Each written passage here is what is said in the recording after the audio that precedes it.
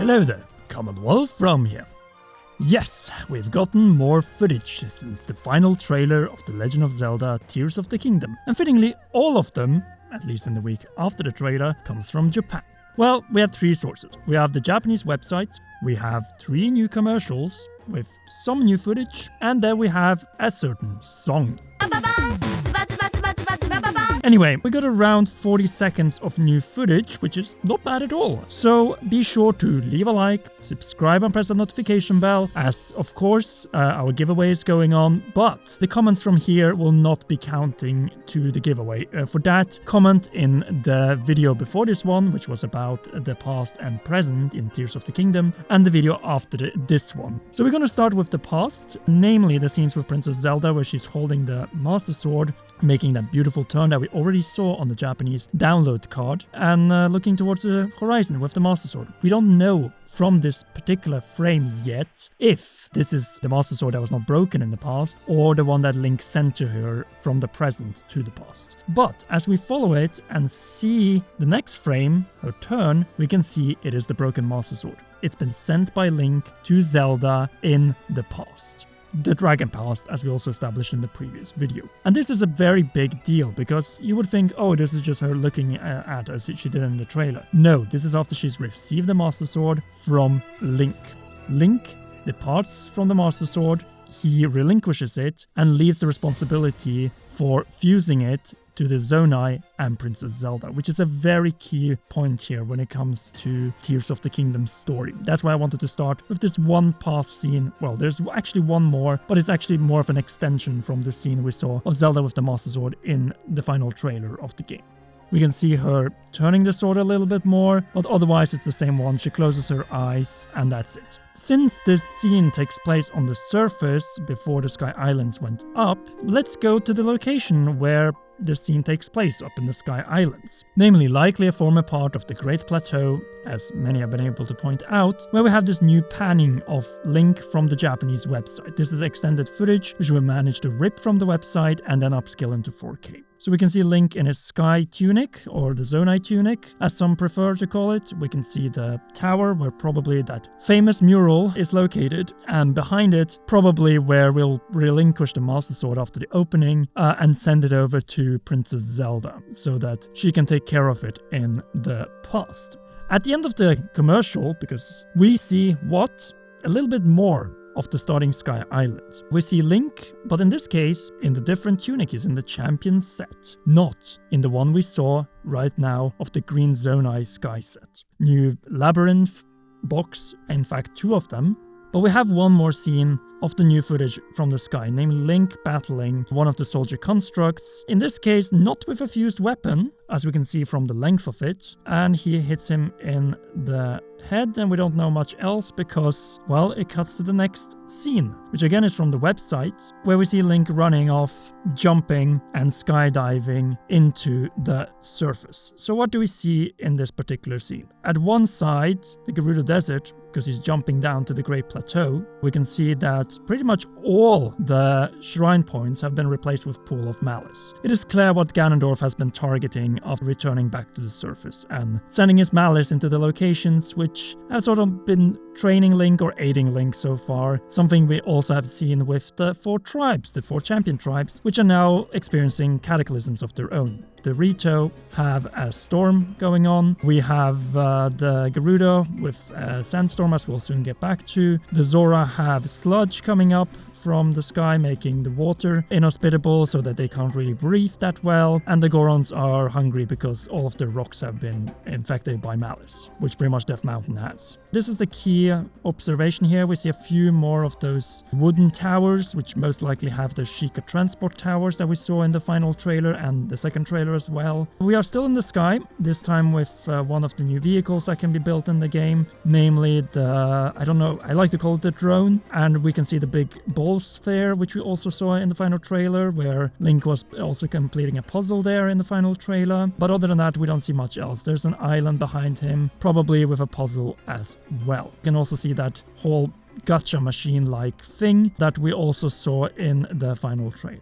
Moving on, we have the Flying Sky Stone Bird, along with a Sheikah, well, I don't know if it's Sheikah Tower or not, but it is a wooden tower below Link, which he jumps down to skydive back to the surface. We get a very nice little panning shot similar to the one of Link skydiving next to the starting Sky Islands in the final trailer, along with we're almost halfway through the footage now, because we are heading to Gerudo Desert, where actually quite a lot has changed. Well, number one, the storm we talked about, which makes travel impossible, which is terrible for the Gerudo because they can't conduct business and other sorts of business, if you know what I mean. But more importantly, what has happened to the statues of the 7 heroines?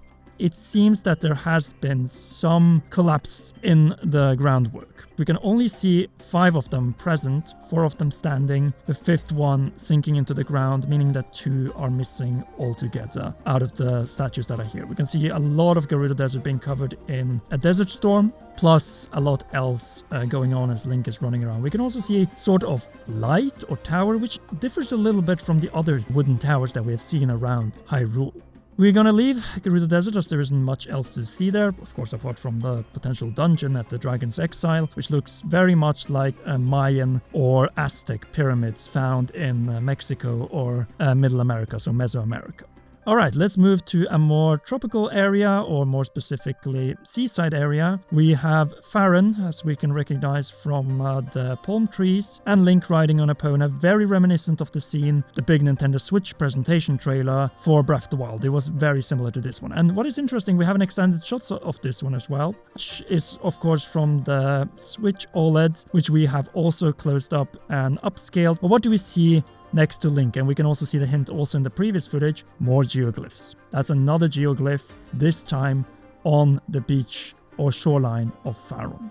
Yes, this game is going to have a lot of mysteries, and I think there's a good reason why we haven't seen anything of Faron proper yet.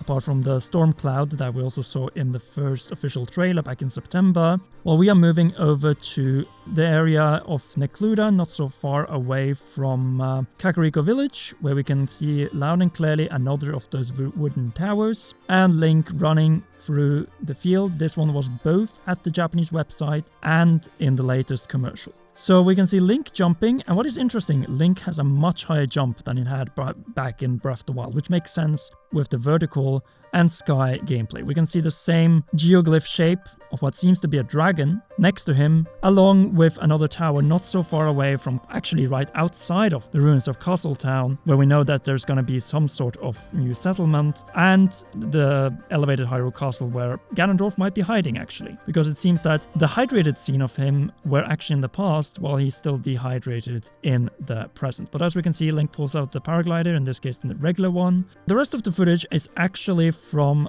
this little children's song that Nintendo of Japan uploaded, and in this first scene we see Link chopping some wood, the Great Plateau, with an axe. It's the same axe we saw back in the September reveal trailer, namely the one that we saw when Link was climbing one of the Sky Islands, in the exact same tunic as well. Yeah, he cuts down the tree and gets a little tree branch in return. Next, we have what some would assume is a Hinox, but it isn't. This is actually the weakest form of the boss bokoblin, the red one, as Link is fighting him with a fused weapon. We can see a similar stick as we saw for the axe, along with what seems to be a horn. It impacts him very hard, where he sends the boss bokoblin flying. And in the background, we see the storm cloud hanging above Hebron.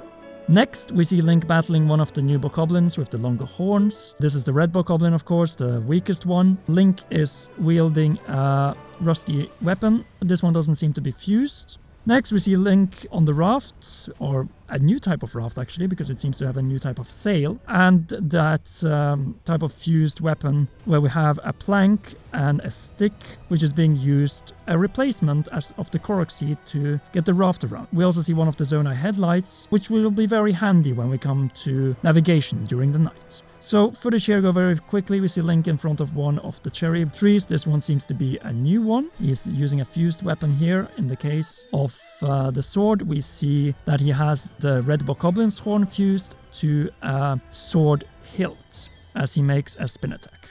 Next, we have another scene from Central Hyrule, this time directed towards Death Mountain, where Link has fused a mushroom to his spear. I don't know the effects of it, but probably of comedic effects. But we see a bokoblin being hit by Link with a stick. No, that's a rusty sword, sorry for that. We see Link hitting the base moblin with the dueling peaks in the background and one of those building stations that we've seen also previously. The moblin is wearing one of those helmets that's probably going to be fused or used as shields in the game. And we also see Link battling a blue chew with a similar rusted weapon. Next, we have a very interesting scene which shows one of the new buildings in Hateno as the village has been expanded during the time skip we have seen. As Link fires off one of the arrows, this one is in particular is not fused, it's just a regular arrow as we can see, but we have more fused weapons in the next scene where Link battles a regular stone talus with one of primitive zonai guns or explosive catapults, which we see are fused to a stick or a zonai spear and explodes just like we saw in the February trailer. Link shooting down an apple with a regular arrow. We see that we can also, of course, light bonfires as we could have Breath of the Wild in front of another one of those cherry blossoms. And finally, some mining of luminous stones. And that's it. There's probably going to be far more new footage in the final 3 weeks. So be sure to leave a like, subscribe, and press the notification bell. Anyway, thank you so much for watching to all of you and to all our patreon.com/Comeralm patrons, and in particular, our royal producer, Charles Shesh. You rock, and please enjoy one or both of these 2 awesome videos.